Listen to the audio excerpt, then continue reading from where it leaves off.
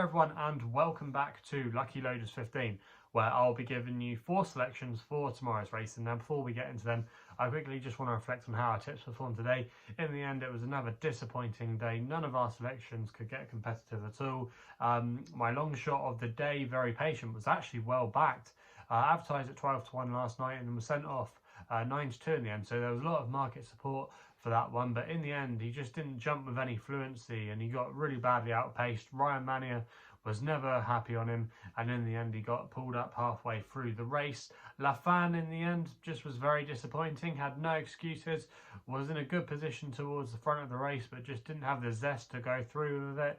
And then also as well, the same can be said for the Nap Induno at Lingfield. He was very disappointing. He never really went a yard. He was never really entirely fluent at quite a few of his obstacles, and in the end he was well beaten. And again, he was pulled up as they turned into the home straight. So yeah, a very frustrating day today, and it continues our poor record, you have to say.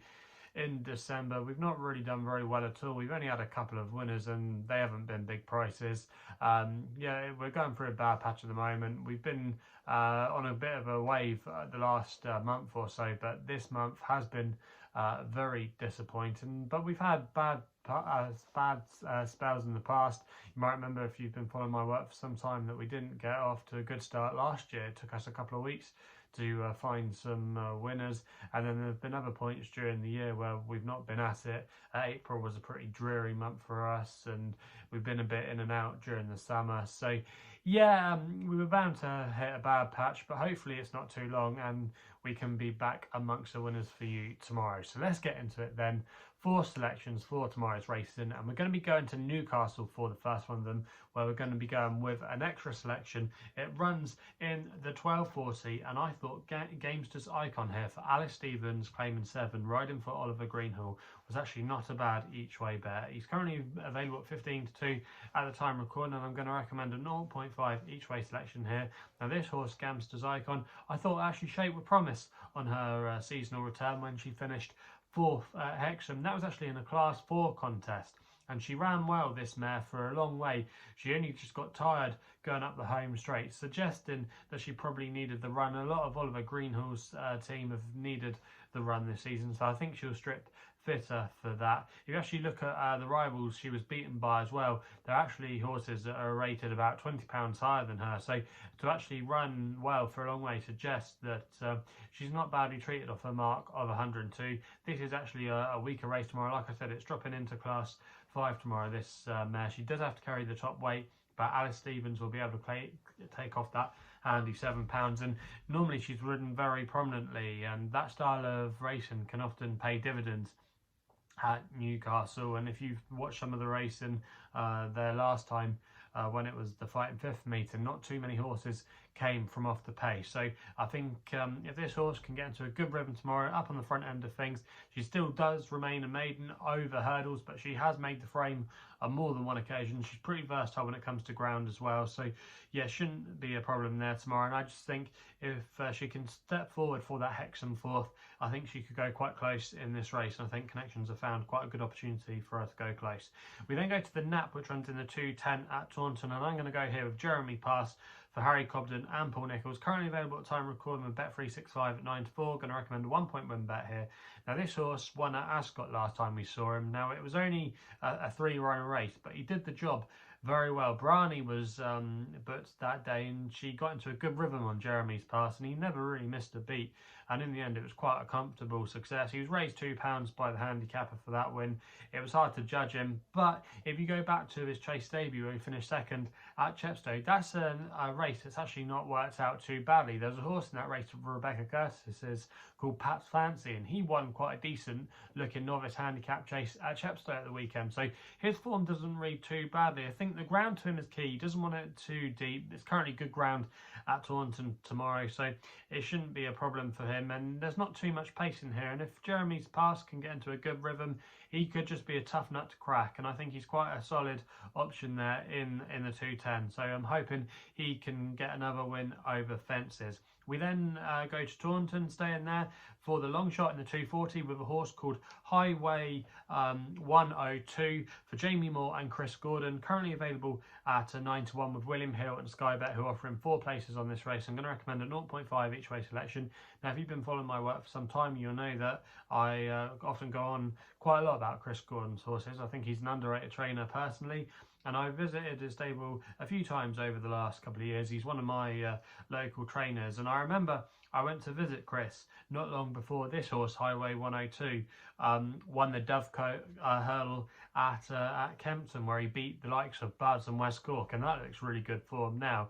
And he said to me that he was the best horse he's ever had, and he was really excited about him moving forward. And obviously he was correct, because he went on to win a Grade 2. But then after that, his career kind of stalled, especially last season. He was tried over fences when he bumped into Hitman on his chasing debut. He then fell at Carlisle. He then went over hurdles. However, he did finish second off a £10 higher mark than what he's running off tomorrow at Taunton behind Miller's Bank in a good race. But he has been a little bit in and out.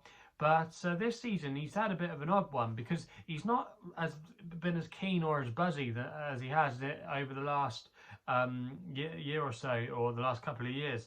He used to be a bit of a tearaway, go out in front and just make all, and would stay there at the end of his races. He seemed to have settled a little bit better this year, and on both occasions when he's finished 5th at Ascot, he's actually been rallying and staying on very strongly at the end. It's something that he actually showed when he finished, I think it was 4th in a bumper at Ascot back in 2019, and he's always probably been suggesting that he wants to go up a little bit in trip, because if you actually look at his pedigree, he's got 3 milers in his pedigree, so going up in trip shouldn't be a problem. And he's probably just had too much pace for 2 miles, and that's why Chris campaigned him there, and he's probably ready now to go up to 2.5 miles. He's now very well handicapped on some of his old form. He's down to a mark of 127, which is the lowest mark he's ever ran in handicap company, and both his runs at Ascot have arguably been in slightly better races than what he's going to be running in tomorrow. So with all that in mind, I think he's got a good chance in this race tomorrow, and if he's ever going to get competitive again, he looks to have found a good opportunity, and the step up in trip could maybe eke out a little bit of improvement. Connections as well won this race last year at Mount Windsor, so hopefully Highway 102 can give him another one. We then go to the next best, which runs in the 5:30 at Chelmsford with a horse called United Front for Frederick Larson, claiming 7. He's riding for Mick Appleby here.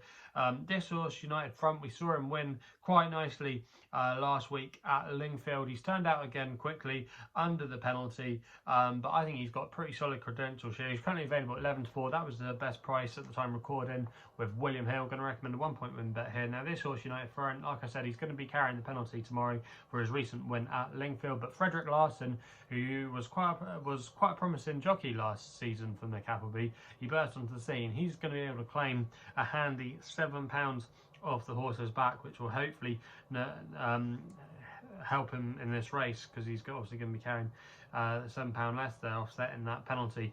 But yeah, he's got a good record when it comes to the all-weather. 4 wins from 11 starts, and he's also as well won over the course and distance. He's quite versatile as well. He can be ridden a little bit more forward. He can be ridden off the pace, so that shouldn't be a problem for him at all. He's drawn in still 1 tomorrow. He's got a good draw low, and there could be a little bit of pace on here. Goddess of Fire, if she does go hard, it could just set it up for him if he can get into the box seat, just tracking the pace. I think United Front, if he can continue in his rich vein of form, I think he could be quite hard to beat here. Marco Botti's horse is probably the horse I'm most scared of, but I think he might get found out here against some inexperienced, or more experienced types, I should say. So yeah, United Front he's going to be my next best of the day, and fingers crossed we can end with a winner there. So they're the 4 selections for tomorrow's race, and hopefully our fortunes can change. If you're still enjoying these videos, please remember to hit the thumbs up button and subscribe here to my YouTube channel at LuckyLoads15. I really appreciate all the support you give me. Also as well, let me know in the comments below what you're going to be backing tomorrow.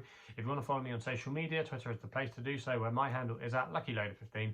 And if you want to find out a little bit more about myself, my website is www.chrisloaderracing.co.uk. So please gamble responsibly. Hopefully we can have some winners for you tomorrow, and we'll be seeing you soon.